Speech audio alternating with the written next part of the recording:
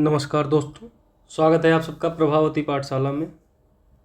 आज हम administrative law one shot करेंगे। इसमें आपको करना क्या है कि सिर्फ ईयरफोन या हेडफोन जो भी आपके पास हो आपको कान में लगा लेना है और बिल्कुल इमेजिन करके ध्यान से सुनना है। मैं स्क्रीन पर बहुत ज़्यादा चीज़ें नहीं लिखूँगा, या अगर ये कहा जाए कि मैं लिखूँगा ही नहीं, सिर्फ आपको सिलेबस दिखाऊंगा कि मैं क्या क्या बताने वाला हूँ और उसे डिटेल में समझाऊंगा। जितना आसान हो सकेगा उतना आसान समझाऊंगा, जितना जल्दी हो सकेगा उतना जल्दी करके समझाऊंगा। तो यहाँ पे आप देख सकते हैं कि हमने केस मेट रखा हुआ है दिल्ली विश्वविद्यालय का।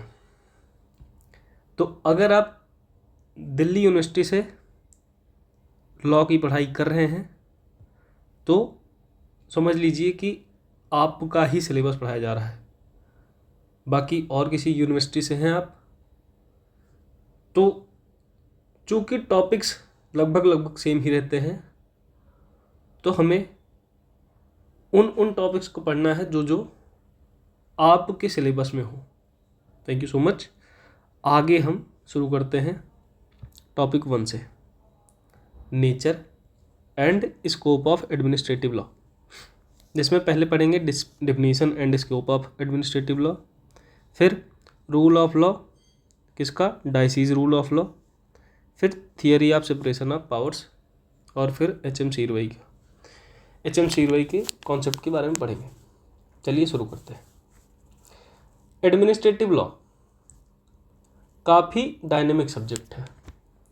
ये बेसिकली सरकार की उन पावर्स के बारे में है जो वो डेली लाइफ में एक्सरसाइज करती हैं और उन लिमिट्स के बारे में जो उन्हें कंट्रोल करती हैं। तो डेफिनेशन अगर देखा जाए, एडमिनिस्ट्रेटिव लॉ को डिफाइन करना थोड़ा मुश्किल है क्योंकि ये वक्त के साथ बदलता रहता है। लेकिन कुछ बड़े जूरिस्ट जो हैं उन्होंने अपनी भाषा में इसको डिफाइन किया है। जैसे आइवर जेनिंग्स कहते हैं कि administrative law is the law relating to the administration. It determines the organization, powers and duties of administrative authorities. Simple word में कि ये जो डिफिनीशन है ये क्या बताती है, ये बताती है कि एडमिनिस्ट्रेटिव बॉडीज कैसे बनती हैं, उनके पास क्या पावर्स हैं। जो एडमिनिस्ट्रेटिव लॉ है ये किस चीज़ के बारे में है, ये बताता है कि एडमिनिस्ट्रेटिव बॉडीज कैसे बनती हैं, उनके पास क्या पावर्स हैं और उनकी क्या जिम्मेदारियां हैं। वहीं केसी डेविस दूसरे जूरिस्ट हैं, वो प्रोसीजर और कंट्रोल पर फोकस करते हैं। उनके अनुसार एडमिनिस्ट्रेटिव लॉ वो कानून है जो एडमिनिस्ट्रेटिव एजेंसीज की पावर्स और प्रोसीजर्स को कंट्रोल करता है, खास करके उनका जो जुडिशियल रिव्यू का सिस्टम है। फिर एक दूसरे जूरिस्ट हैं वेड के अनुसार ये कानून गवर्नमेंट पावर्स को कंट्रोल करने का एक सिस्टम है। इसका मेन मकसद ये इंश्योर करना है कि सरकार अपनी लिमिट के अंदर रहे। फिर scope of administrative law, administrative law का स्कोप आज के वेलफेयर स्टेट में बहुत बड़ा हो गया है। अब सरकार सिर्फ पुलिस और टैक्स तक सीमित नहीं है, बल्कि वो एजुकेशन, हेल्थ और बिजनेस में भी इन्वॉल्व है। पर कुछ पॉइंट्स में हम इसको समझेंगे, इसके स्कोप को। एडमिनिस्ट्रेटिव रूल मेकिंग, जिसको डेलीगेटेड लेजिस्लेशन भी कहा जाता है। देखो, पार्लियामेंट के पास इतना टाइम नहीं होता कि वो हर छोटे कानून की डिटेल लिखे, इसलिए वो पेरेंट एक्ट बनाती है और डिटेल्स भरने की पावर एडमिनिस्ट्रेशन को दे देती है। इससे जो पार्लियामेंट का टाइम भी बचता है और कानून अच्छे से बन भी जाता है। इसे डेलीगेटेड लेजिस्लेशन कहते हैं। फिर इसका और स्कोप क्या है? आजकल डिस्प्यूट सिर्फ कोर्ट्स में नहीं सुलझते, तो एडमिनिस्ट्रेटिव बॉडीज को ट्रिब्यूनल्स बना करके उनको जज जैसी पावर दे दी जाती है, जैसे income tax tribunal, national green tribunal और कैट। पर इस पर जुडिशियल कंट्रोल भी जरूरी है। अगर कोई एडमिनिस्ट्रेटिव ऑफिसर अपनी पावर का गलत इस्तेमाल करे तो कोर्ट्स उसे कैसे रोकती हैं? कोर्ट्स के पास तो कोर्ट्स उसे कैसे रोकेंगी? देखो, ये चीज़ें आर्टिकल 32 और article 226 of the constitution of India में बताया गया है कि रिट्स के जरिए आप इन पर कंट्रोल और जुडिशियल रिव्यू रखा जा सकता है, जिसमें हेबेस कॉर्पस, मैंडेमस और कई सारे जुडिशियल कंट्रोल के रिट्स दी गई हैं।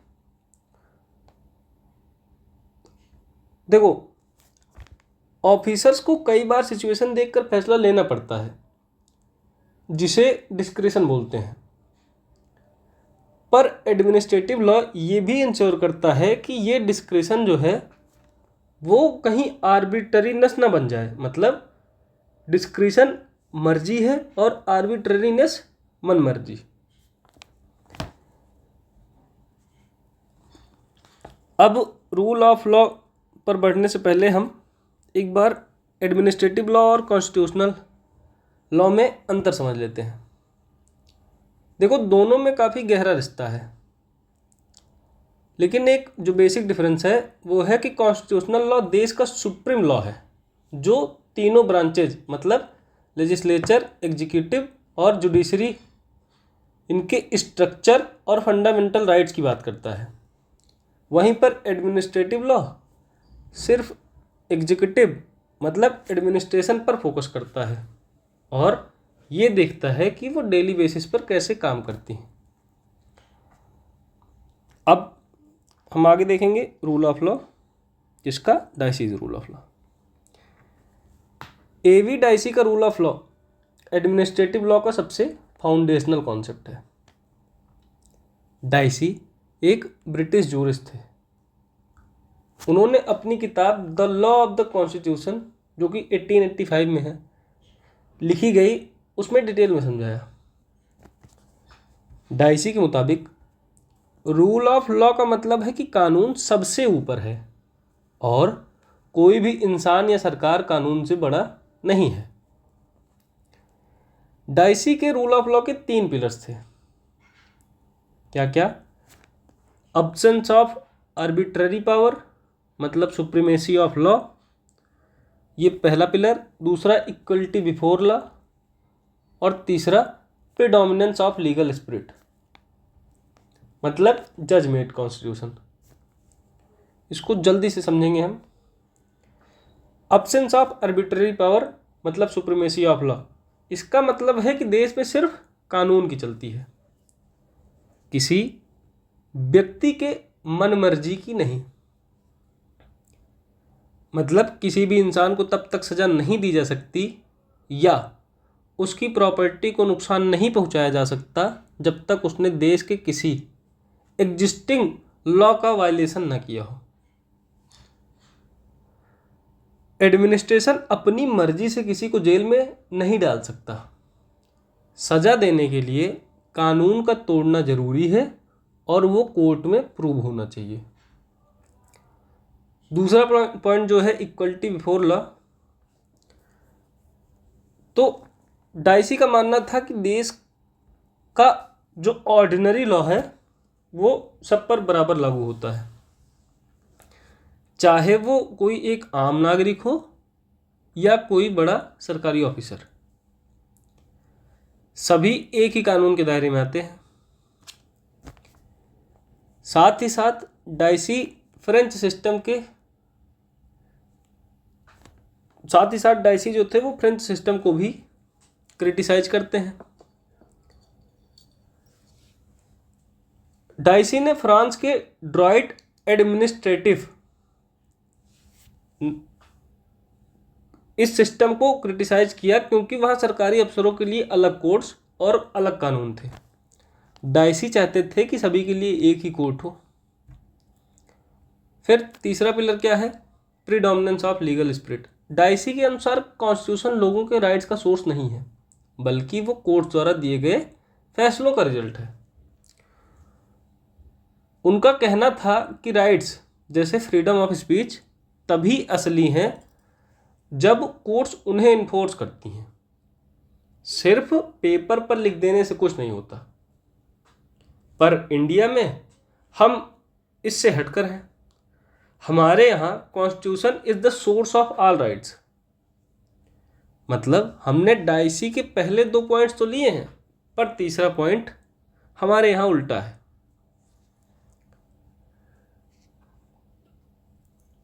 डाइसी की थ्योरी की कमियां देखो। आज के कॉम्प्लेक्स ज़माने में ऑफिसर्स को थोड़ी मर्जी मतलब डिस्क्रिशनरी पावर देनी पड़ती है, जो कि डाइसी के अब्सेंस ऑफ आर्बिट्ररी पावर के खिलाफ लगता है।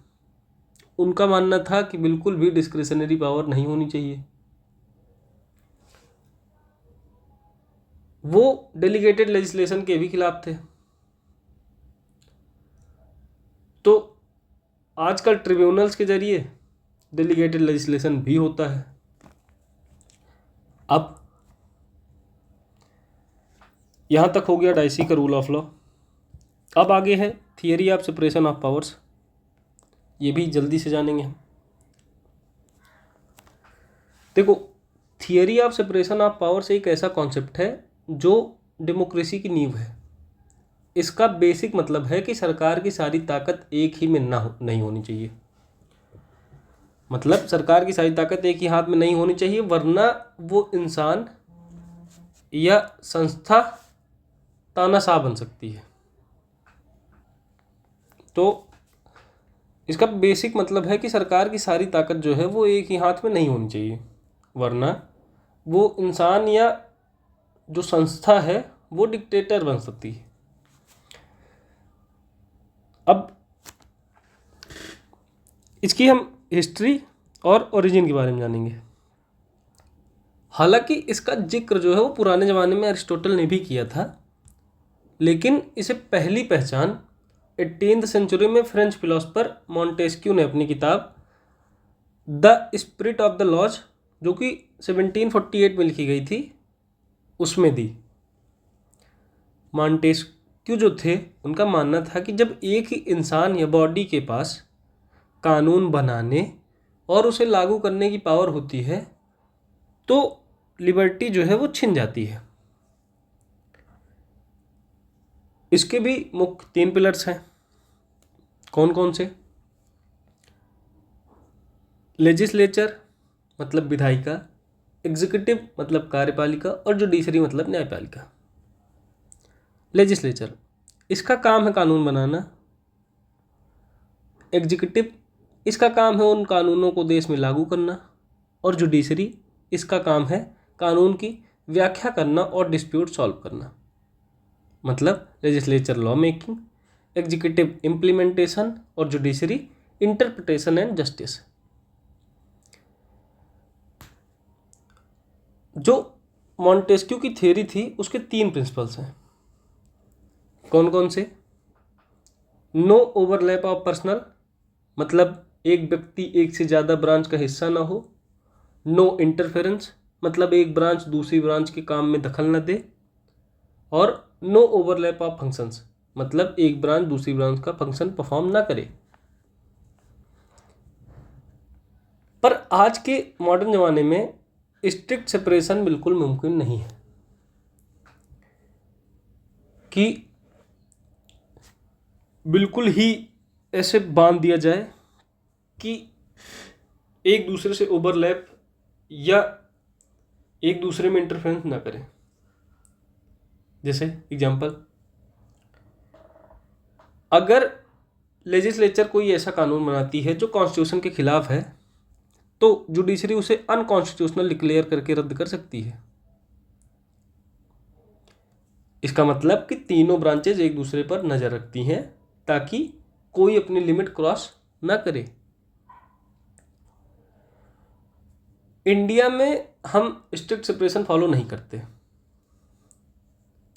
जैसा कि आप पता है कि हमारे यहाँ फंक्शनल ओवरलैप है,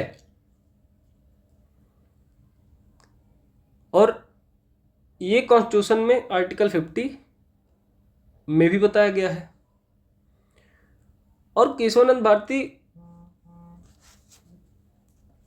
के केस में और इंदिरा गांधी वर्सेस राजनारायण जैसे केसेस में सुप्रीम कोर्ट ने यह भी कहा कि जो सेपरेशन ऑफ पावर्स है वो हमारे कॉन्स्टिट्यूशन का बेसिक स्ट्रक्चर है जिसे पार्लियामेंट भी नहीं बदल सकती।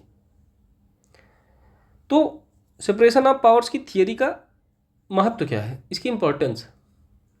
ये देखो, इंडिविजुअल लाइबिलिटी, जो इंडिविजुअल लिबर्टी है, मतलब ये नागरिकों की आज़ादी को बचाता है। एफिशिएंसी, हर ब्रांच अपने काम में एक्सपर्ट हो जाती है। इट प्रिवेंट्स डिस्पोटिज्म, मतलब ये किसी एक व्यक्ति को खुदा बनने से रोकती है। और जुडिशियल इंडिपेंडेंस, मतलब इससे जजेस बिना किसी डर या दबाव के फैसला सुना पाते हैं।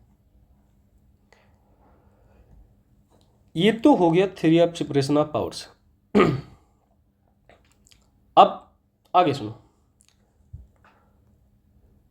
एच.एम. शीरवई, जो इंडिया के सबसे बड़े कॉन्स्टिट्यूशनल एक्सपर्ट में से एक माने जाते हैं, उन्होंने अपनी बुक में डाइसी के रूल ऑफ लॉ को इंडियन कंटेक्स्ट में बड़े ही क्रिटिकल तरीके से एग्जामिन किया है। उनका मानना था कि डाइसी के कॉन्सेप्ट्स को बिना सोचे समझे इंडिया पर थोपना गलत है। इसका ब्रेकडाउन हम करेंगे। देखो, शीरवाई का कहना था कि ब्रिटिश लीगल एजुकेशन की वजह से इंडियन जजेस और लॉयर्स डाइसी के रूल ऑफ लॉ से इतने इन्फ्लुएंस थे, इतने प्रभावित थे कि वो इंडियन कॉन्स्टिट्यूशन की असलियत को देखने में चूक गए। डाइसी ने कहा था कि administrative law rule of law का दुश्मन है, लेकिन शीरवई ने इसे मिस्टेक बताया।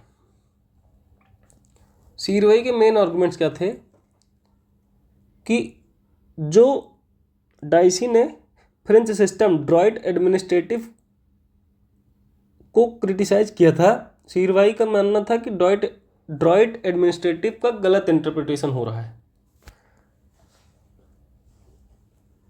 शीरवई ने पॉइंट आउट किया कि डाइसी ने फ्रांस के सिस्टम ड्रॉइट एडमिनिस्ट्रेटिव को गलत समझा था। डाइसी को लगता था कि फ्रांस में ऑफिसर्स को बचा लिया जाता है, जबकि शीरवई ने बताया कि वहाँ का जो सिस्टम एक्चुअली सिटीजन्स को ज़्यादा प्रोटेक्शन देता था। और शीरवई का मानना था कि एक वेलफेयर स्टेट जैसे इंडिया में एडमिनिस्ट्रेशन के पास पावर्स होना जरूरी है। डाइसी की नो डिस्क्रिशनरी पावर वाली बात आज के ज़माने में बिल्कुल ही इम्प्रैक्टिकल है। फिर ये the position of judiciary under the constitution of India 83 to 96, इस सेक्शन में शीरवई ने समझाया है कि इंडियन जुडिशरी की पोजीशन ब्रिटेन और यूएसए दोनों से अलग और यूनिक है। देखो, ब्रिटेन में पार्लियामेंट सबसे ऊपर है, लेकिन इंडिया में कॉन्स्टिट्यूशन सबसे ऊपर है। शीरवई ने बताया कि इंडियन कोर्ट्स के पास ये पावर है कि वो पार्लियामेंट द्वारा बनाए गए कानूनों को आर्टिकल 13 के तहत वाइड डिक्लेयर कर सकें अगर वो फंडामेंटल राइट्स को छीनते हैं। डाइसी ने कहा था कि सब बराबर है, इक्वलिटी बिफोर लॉ, लेकिन शीरवई ने पॉइंट आउट किया कि इंडियन कॉन्स्टिट्यूशन खुद ही कुछ एक्सेप्शंस देता है, जिसमें आर्टिकल 361 प्रेसिडेंट और गवर्नर्स को उनके कामों के लिए कोर्ट में जवाबदेह मतलब अकाउंटेबल नहीं ठहराया जा सकता जब तक वो ऑफिस में है।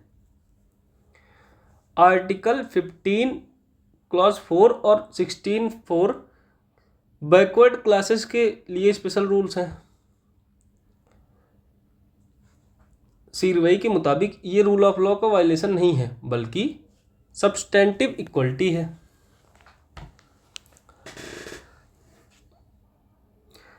सीरवई ने यह भी समझाया कि इंडिया में स्ट्रिक्ट सेपरेशन नहीं है बल्कि फंक्शनल ओवरलैप है। सीरवई ने एम्फेसाइज किया कि हमारी जुडिशरी सिर्फ कानून की व्याख्या नहीं करती बल्कि वो एडमिनिस्ट्रेशन को रेट्स के जरिए भी कंट्रोल करती है। डाइसी इनके खिलाफ थे, किनके? जो एडमिनिस्ट्रेटिव ट्रिब्यूनल्स होते हैं। लेकिन सीरवई ने कहा कि अगर tribunals principle of natural justice follow करते हैं और कोर्ट्स के सुपरविजन में हैं तो रूल ऑफ लॉ के बिल्कुल कंपेटिबल है। सीरवई ने अपना फाइनल आर्गुमेंट देते हुए ये कहा कि इंडिया को डाइसी की 19वीं सेंचुरी वाली पुरानी डेफिनेशन से बाहर निकलना चाहिए। उनके मुताबिक रूल ऑफ लॉ का असली मतलब ये है, इंडिया में ये है कि कॉन्स्टिट्यूशनल सुप्रीमेसी मतलब कानून नहीं, संविधान सबसे ऊपर। इंडिपेंडेंस ऑफ जुडिशरी मतलब जजेस पर कोई दबाव ना हो। Legal control of administrative power मतलब ऑफिसर्स अपनी लिमिट में रहें। तो ये यहाँ पर ख़त्म होता है हमारा topic 1, nature and scope of administrative law. इसके कई सारे केसेस हैं, जैसे Rai Sahib Ram Jawaya Kapur versus state of Punjab, Asif Hamid versus state of Jammu and Kashmir, state of MP versus Bharat Singh, ADM Jabalpur versus Shivkant Shukla, Indira Gandhi versus Rajnarayan. ये सारे केसेस आप यहाँ पे देख सकते हैं। इसमें टोटल 50 केसेस हैं। इन 50 केसेस की हम अलग से सीरीज़ लेके आएंगे, अलग से वीडियो आएगा उसका, तो उसमें आप पढ़ सकेंगे। यहाँ पे आप देख सकते हैं, कहाँ गया, ये है टोटल 50 केसेस हैं। ये 50 केसेस हम अलग से वीडियो लेके आएंगे, उसमें आप पढ़ेंगे। अभी इस वीडियो में सिर्फ और सिर्फ आपको टॉपिक्स ही पढ़ाए जा रहे हैं। अब हम शुरू करेंगे टॉपिक 2, डेलीगेटेड लेजिस्लेशन।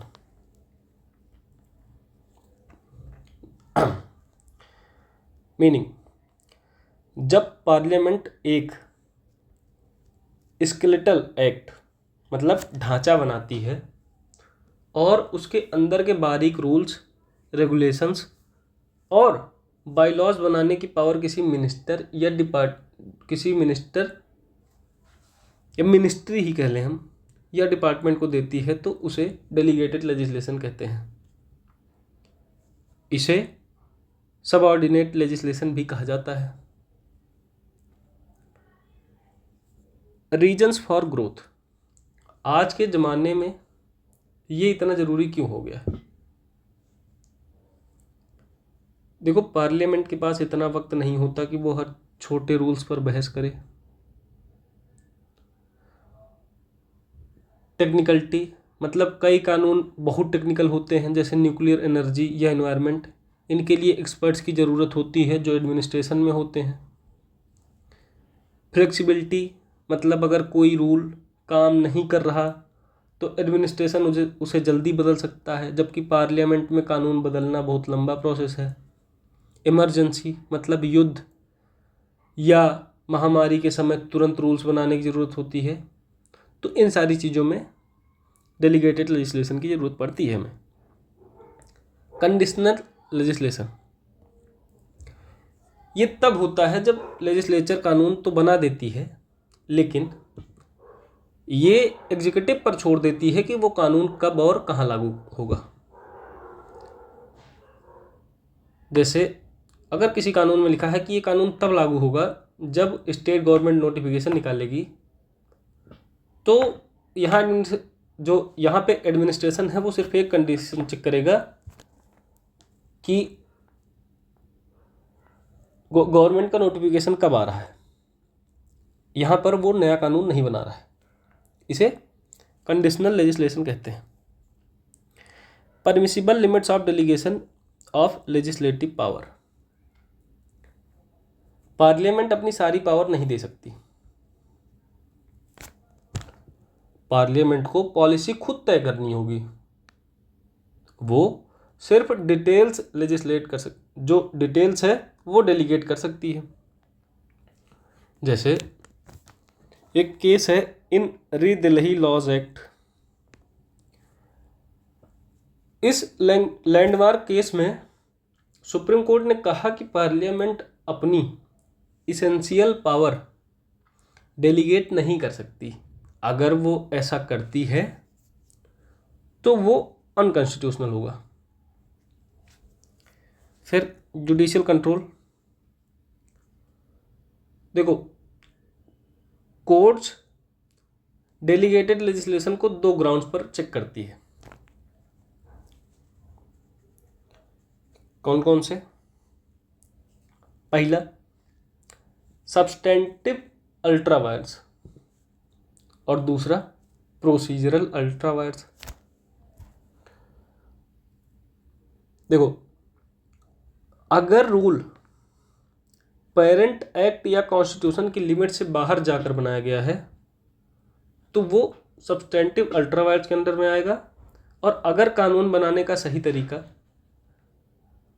जैसे कंसल्टेशन या पब्लिकेशन फॉलो नहीं किया गया तो वो प्रोसीजरल अल्ट्रा वायर्स में आएगा। और इन 2 ग्राउंड्स पर जुडिशियल कंट्रोल रखा जाएगा। अब आगे हम जानेंगे लेजिस्लेटिव कंट्रोल, जिसमें लेइंग रिक्वायरमेंट कौन कौन सी है। देखो, लेजिस्लेटिव कंट्रोल का सबसे महत्वपूर्ण हिस्सा है लेइंग ऑन द टेबल। इसका सिंपल मतलब है कि जब भी कोई एडमिनिस्ट्रेटिव बॉडी कोई रूल या रेगुलेशन बनाती है तो उसे पार्लियामेंट या स्टेट लेजिस्लेचर के दोनों हाउसेस के सामने रखना जरूरी होता है।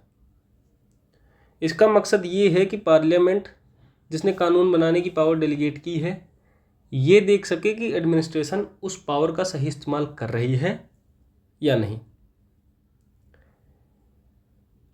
तो लेइंग प्रोसेस जो है इसके अलग अलग लेबल्स होते हैं जो कि पेरेंट एक्ट में लिखे होते हैं।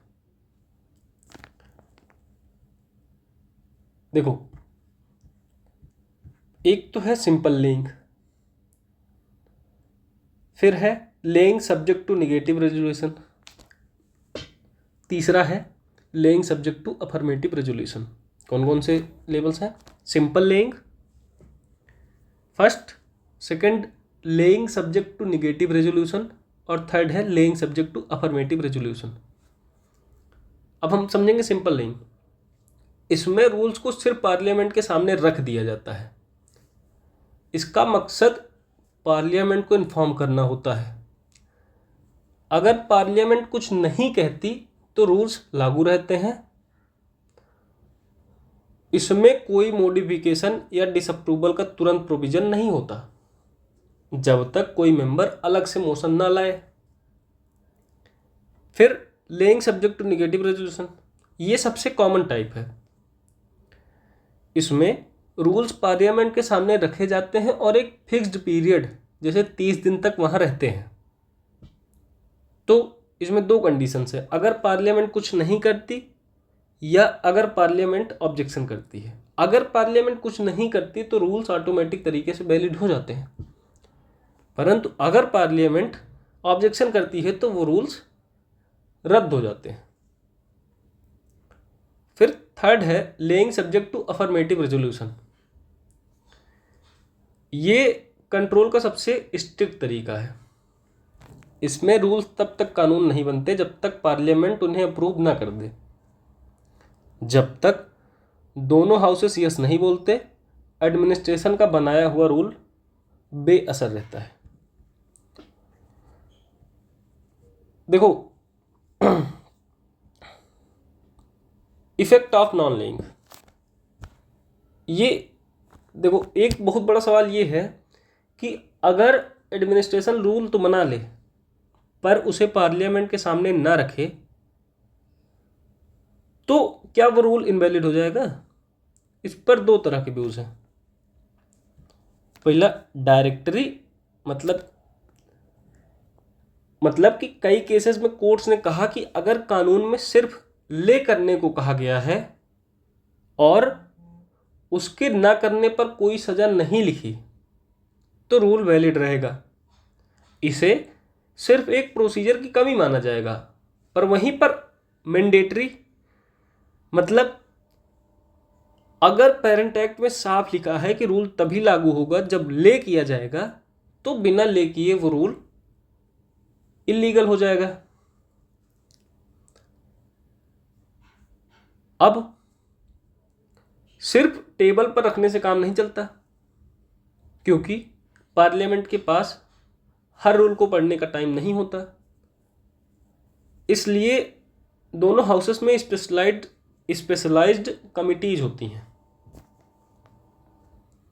कमिटी ऑन सबऑर्डिनेट लेजिस्लेशन, ये कमिटी हर उस रूल को बारीकी से चेक करती है जो पार्लियामेंट के सामने रखा जाता है।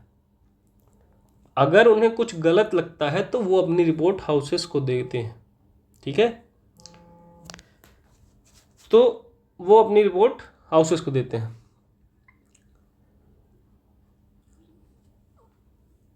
अब हम पढ़ेंगे procedural control, pre and post legislation, post publication, consultation of affected interest, the general clauses act 1897 के सेक्शन 20 to 24। शुरू करते हैं। प्रोसीजरल कंट्रोल का मतलब है वो कायदे कानून जो एडमिनिस्ट्रेशन को फॉलो करने पड़ते हैं जब वो कोई नया रूल या रेगुलेशन बनाते हैं। इसका मेन मकसद है फेयरनेस और ट्रांसपेरेंसी लाना, ताकि अफसर अपनी मनमर्जी ना कर सकें। अब प्री पब्लिकेशन, जब प्री पब्लिकेशन का मतलब पहले समझ लो कि बनने से पहले की प्रक्रिया क्या होगी। जब एडमिनिस्ट्रेशन कोई नया रूल बनाने का सोचता है तो उसे पहले पब्लिक को इन्फॉर्म करना पड़ता है। एडमिनिस्ट्रेशन को रूल्स का एक ड्राफ्ट पब्लिश करना पड़ता है और पब्लिक को एक फिक्स टाइम जैसे 30 या 60 दिन दिया जाता है ताकि वो अपने सजेशंस या ऑब्जेक्शंस भेज सकें। इसका फायदा ये है कि जिन लोगों पर कानून का असर पड़ने वाला है उनकी बात सुनी जाए, मतलब प्रिंसिपल ऑफ नेचुरल जस्टिस। फिर पोस्ट पब्लिकेशन, देखो एक बार जब रूल्स फाइनल हो जाते हैं तो उन्हें ऑफिशियल गैजेट में पब्लिश करना अनिवार्य होता है। जब तक कानून पब्लिश नहीं होता तब तक वो किसी पर लागू नहीं किया जा सकता।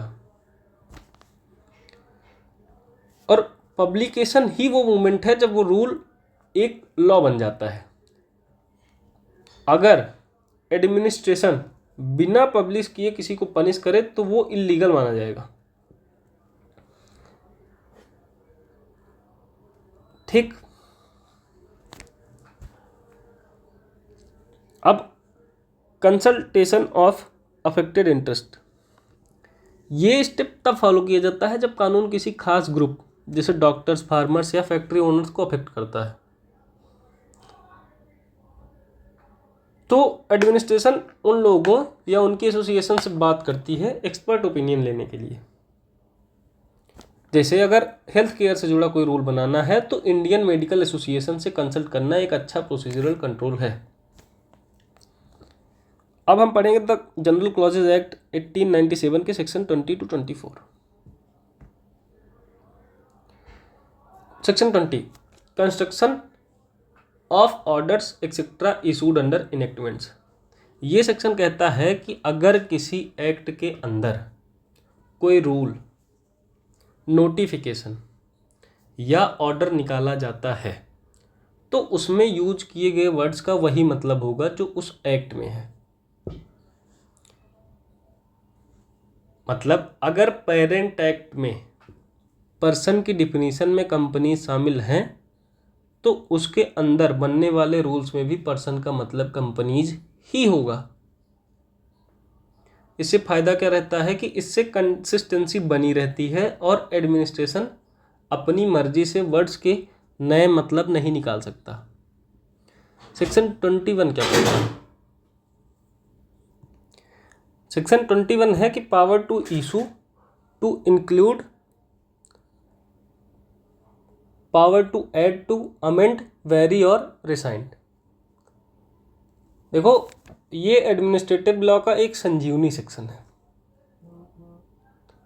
अगर किसी अथॉरिटी के पास कोई नोटिफिकेशन, रूल या ऑर्डर बनाने की पावर है तो ये सेक्शन उन्हें ऑटोमेटिक पावर देता है कि वो उस रूल को कुछ, मतलब ये पावर देता है कि वो उस रूल में कुछ नया जोड़ सकें।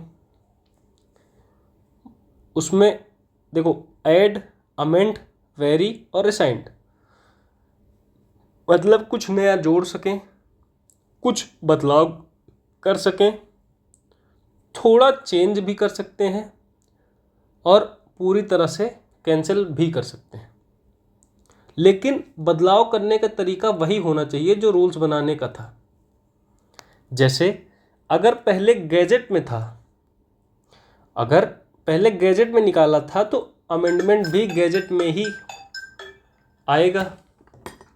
सेक्शन 22 क्या कहता है? Making of rules between passing and commencement of enactment. देखो, कई बार जो एक्ट होते हैं वो पार्लियामेंट से पास तो हो जाता है, लेकिन वो तुरंत लागू नहीं होता। मान लीजिए 6 महीने बाद लागू होना है, तो अगर कानून लागू ही नहीं हुआ तो क्या उसके अंदर रूल्स पहले से बनाए जा सकते हैं? सेक्शन 22 कहता है हाँ, एडमिनिस्ट्रेशन कानून के पास होने और लागू होने के बीच के समय में रूल्स बना सकता है, ताकि जिस दिन कानून लागू हो उस दिन सिस्टम पहले से रेडी हो। और वो रूल्स तभी इफेक्टिव होंगे जब वो एक्ट शुरू हो जाएगा, मतलब वो कमेंस हो जाएगा। सेक्शन 23 क्या कहता है? Provisions applicable to making of rules after previous publication. ये प्रोसीजरल कंट्रोल का सबसे बड़ा पिलर है। अगर किसी एक्ट में लिखा है कि रूल्स प्रीवियस पब्लिकेशन के बाद बनेंगे तो ये स्टेप फॉलो करना मैंडेटरी है।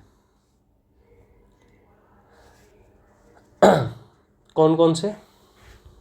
ड्राफ्ट पब्लिकेशन, मतलब एडमिनिस्ट्रेशन को ड्राफ्ट रूल्स पब्लिश करने होंगे ताकि पब्लिक उन्हें देख सके। एक नोटिस देना होगा जिसमें एक डेट लिखी हो जिस पर या जिसके बाद रूल्स पर विचार किया जाएगा। एडमिनिस्ट्रेशन को उन लोगों की बातें सुननी और कंसीडर करनी होगी जो अफेक्टेड हैं, और इसका फाइनल स्टेप होता है कि ऑब्जेक्शंस पर विचार करने के बाद ही फाइनल रूल्स गजट में आएंगे। अगर ये प्रोसीजर फॉलो नहीं हुआ तो कानून को कोर्ट में चैलेंज किया जा सकता है। सेक्शन 24 हम जल्दी से जान लेंगे। Continuation of orders etcetera issued under repealed and re enacted laws. जब कोई पुराना कानून, मतलब रिपील्ड एक्ट, ख़त्म करके नया कानून लाया जाता है तो एक सवाल उठता है, क्या पुराने कानून के रूल्स भी ख़त्म हो जाएंगे? सेक्शन 24 कहता है कि जब तक नए रूल्स नहीं बन जाते तब तक पुराने रूल्स जिंदा रहेंगे, बशर्ते वो नए रूल्स के प्रोविजंस के खिलाफ ना हो। लेकिन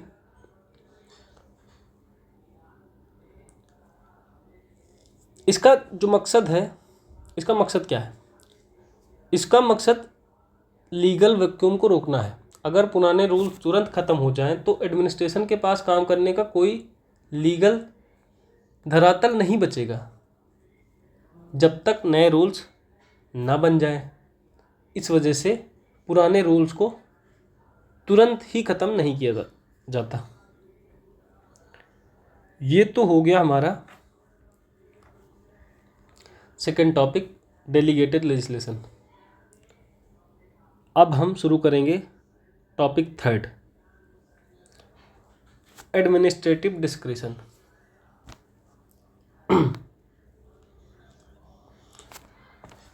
देखो, एडमिनिस्ट्रेटिव डिस्क्रिशन का मतलब क्या है? मतलब है वो आज़ादी या चॉइस जो एक ऑफिसर को दी जाती है ताकि वो सिचुएशन के हिसाब से सही फैसला ले सकें। Meaning of discretion,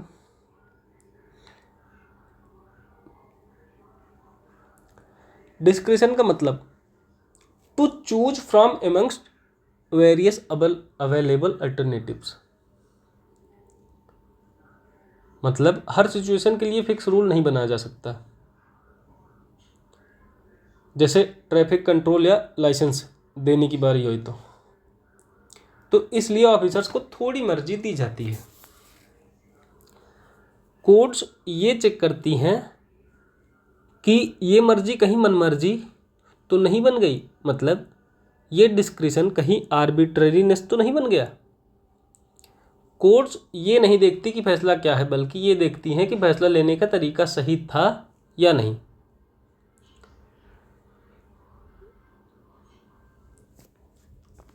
nature and scope of judicial review. India में जुडिशियल रिव्यू का स्कोप काफ़ी बड़ा है।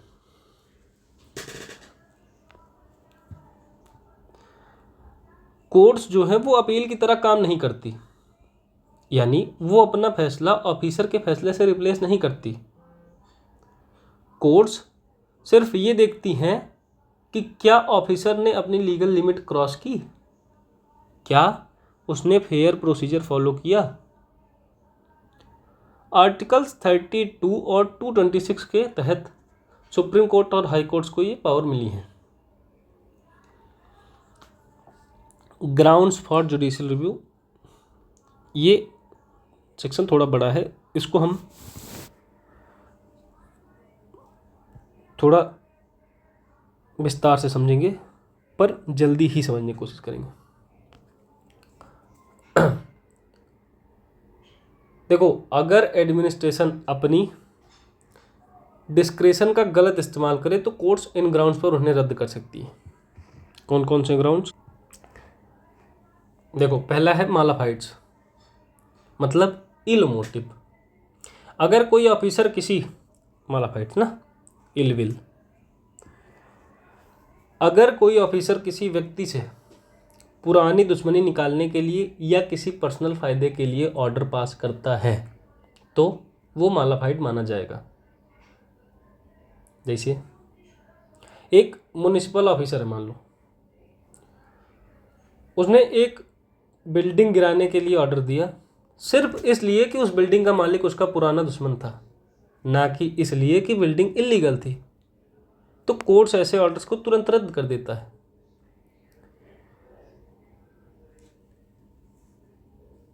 इम्प्रॉपर पर्पज, मतलब हर कानून एक स्पेसिफिक मकसद के लिए पावर देता है। अगर पावर का यूज किसी ऐसे काम के लिए हो जो उस कानून के दायरे में नहीं आता तो वो इम्प्रॉपर पर्पज है। जैसे एक SR Mumbai versus Union of India का केस है, यहाँ पर आर्टिकल 356 मतलब प्रेसिडेंट्स रूल के इस्तेमाल को के गलत इस्तेमाल को इम्प्रॉपर पर्पज के ग्राउंड पर चैलेंज किया गया था।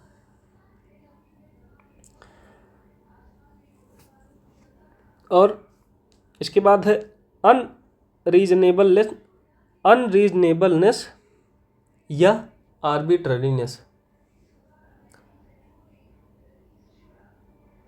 इसका मतलब है कि फैसला इतना अजीब या इरेशनल है कि दुनिया का कोई भी समझदार इंसान ऐसा फैसला कभी नहीं लेता। तो ये भी एक ग्राउंड होता है जुडिशियल रिव्यू का।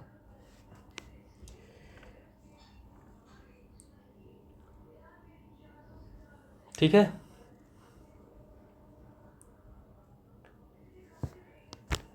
उसके बाद ignoring relevant considerations relying on irrelevant considerations. फैसला लेते वक्त ऑफिसर को सिर्फ वही बातें ध्यान में रखनी चाहिए जो केस से जुड़ी हो। जैसे रिलेवेंट में अगर आप ड्राइविंग लाइसेंस दे रहे हैं तो वो जो बंदा है उसकी ड्राइविंग स्किल रिलेवेंट है। अगर आपने उससे इग्नोर किया तो फैसला गलत है। पर यही इररिलेवेंट क्या है, अगर आपने लाइसेंस इसलिए नहीं दिया क्योंकि वो बंदा किसी खास पॉलिटिकल पार्टी का मेंबर है तो ये इररिलेवेंट कंसिडरेशन है। अब हम आगे बढ़ेंगे। आगे क्या पढ़ेंगे? Non application of mind. ये तब होता है जब ऑफिसर के पास जब ऑफिसर के पास डिस्क्रिशन तो है लेकिन वो इसका इस्तेमाल ही नहीं करता या किसी और के कहने पर करता है। Non application of mind. इसमें कैसे? Acting mechanically, acting under dictation, imposing fetters by self imposed rules और पॉलिसी डिसीजंस। इसको हम समझेंगे। देखो, एक्टिंग मैकेनिकली मतलब बिना केस की फैक्ट्स और सर्कमस्टेंसेस को देखे बस आंख बंद करके फाइल साइन कर देना। लॉ कहता है कि हर केस यूनिक होता है और ऑफिसर को हर केस पर अपना दिमाग लगाना चाहिए। एक्टिंग अंडर डिक्टेशन मतलब अगर कानून ने पावर डिस्ट्रिक्ट मजिस्ट्रेट मतलब डीएम को दी है तो डीएम को ही फैसला लेना होगा। अगर वो किसी मिनिस्टर के फ़ोन आने पर या उसके कहने पर फैसला लेते हैं तो वो इल्लीगल है। जिसे पावर डेलीगेट की गई है वही उसे यूज करेगा, वही उसे एक्सरसाइज करेगा। जिसके लिए एक लैंडमार्क केस है commissioner of police versus Gordhan Das Bhanji. तो इसमें पुलिस कमिश्नर ने सिनेमा लाइसेंस रद्द कर दिया। क्यों? क्योंकि स्टेट गवर्नमेंट ने ऐसा कहा था। कोर्ट ने इसे रद्द कर दिया क्योंकि पावर कमिश्नर की थी, गवर्नमेंट की नहीं। इम्पोजिंग फिटर्स मतलब सेल्फ इम्पोज्ड रूल्स। देखो, कई बार ऑफिसर्स अपनी डिस्क्रिशन को ख़त्म करने के लिए जनरल पॉलिसी बना लेते हैं। जैसे कि मैं किसी को भी लाइसेंस नहीं दूंगा। ये गलत है। आपको हर एप्लीकेशन को उसके मेरिट पर देखना होगा। आप अपने हाथ खुद नहीं बांध सकते। फिर थर्ड पॉइंट है violation of the principle of natural justice. इसको हम देखेंगे। देखो, ये एडमिनिस्ट्रेटिव लॉ की आत्मा है। अगर कोई भी एडमिनिस्ट्रेटिव एक्शन इन दो रूल्स को तोड़ता है तो वो वॉइड अब इनिशियो माना जाता है। कौन कौन से दो रूल्स हैं? नेमो जुडेक्स इन कॉजा सुआ मतलब रूल अगेंस्ट बायस और ऑडी अल्ट्रम पार्टम मतलब rule right to be heard. Nemo judex in causa sua कोई भी इंसान अपने ही केस में जज नहीं हो सकता। बायसनेस तीन तरह की होती है, पेक्यूनरी बायस, पर्सनल बायस और ऑफिशियल बायस। पेक्यूनरी बायस मतलब अगर जज का केस में फाइनेंशियल इंटरेस्ट है। पर्सनल बायस मतलब अगर पार्टी जज का रिश्तेदार या दुश्मन है। ऑफिशियल बायस जब जज का उस डिपार्टमेंट से लेना देना हो जिसका केस है। ऑडी अल्ट्रम पार्ट्रम मतलब राइट टू बी हर्ड मतलब दूसरे पक्ष को भी सुनना जरूरी होता है। किसी को भी बिना सुने सजा नहीं दी जा सकती। इसमें नोटिस दिखाना, एविडेंस दिखाना और क्रॉस एग्जामिनेशन का मौका देना शामिल है, जो कि Maneka Gandhi versus Union of India में भी जिक्र किया गया है इसका। अब प्रिंसिपल ऑफ नेचुरल जस्टिस को यहीं पर हम ख़त्म नहीं करेंगे क्योंकि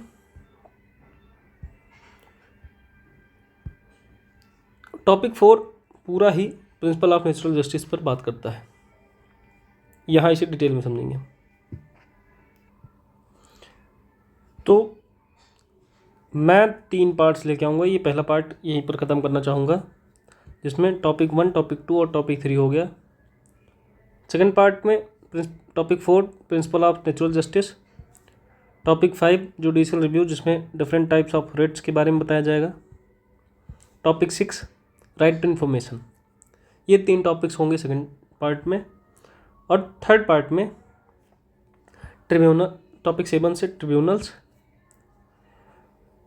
topic 8 commissions of inquiry and central vigilance commission, topic 9 regulatory agencies और टॉपिक 10 होगा।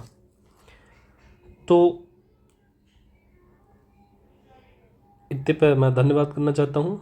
बाकी इंतज़ार करिए टॉपिक 2 का। Thank you so much.